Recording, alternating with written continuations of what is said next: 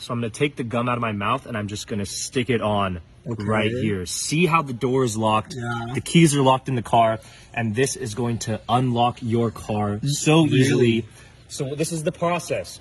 I know people lose their keys in the cars and they lock it in. You're never gonna have to call your insurance companies again. So I have 2 C batteries, and what I'm doing here is I'm going to create a supercharger to open up and pop this open. What? So you don't want both positive ends on one side. You want to alternate it. And now I'm just going to use a rubber band and close these together so they're really tight, right? This is the first step, right? Pay attention closely. So now what we're going to do is we're going to take the iPhone charger. Everyone has an iPhone charger or a cable like this in their home. And the whole point of this is that you can use stuff in your house. If you lock your keys, you can run back in and just get it, no problem. So what I'm gonna do is you wanna create a point of contact from this end onto both ends here. Make sure you don't want it to be on the left side or the right side. It has to be touching both.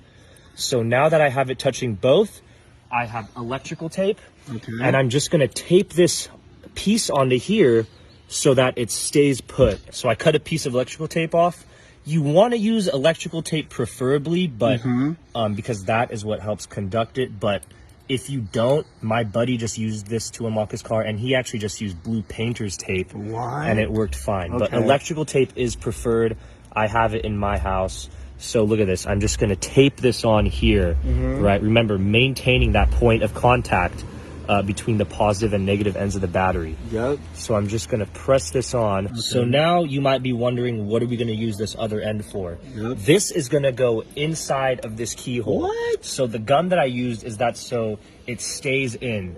The way that this keyhole mechanism works is it'll automatically pop something out, but I put the gum so it's gonna remain inside here.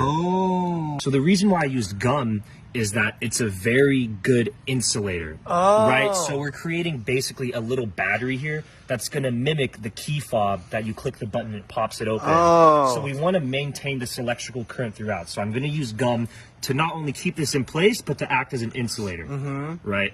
So now that this is in, we wanna create basically a catalyst that's gonna send an electric charge from this battery into here, and it's gonna pop this open. So all you need is a lighter of any type. When my mom did this, she even just used a gas station lighter, but this is what I had in my house. Like I said, the whole point is that you can do this with items inside of your household. So when I touch this onto here, right, I'm just gonna do light taps. You don't wanna hold it on. You just wanna do light taps, and you want to make sure that the flame is in contact, same as with the charger, with both the positive and negative side. That is what's going to create the electric charge up here. So I'm going to do this here and watch closely to what happens. This should pop up and let us inside and get our keys. So it might take a couple tries. I might even hold it on for longer for this one. But if you hold it right, see that? Oh my God, it worked! It popped up and we're in. Look at that.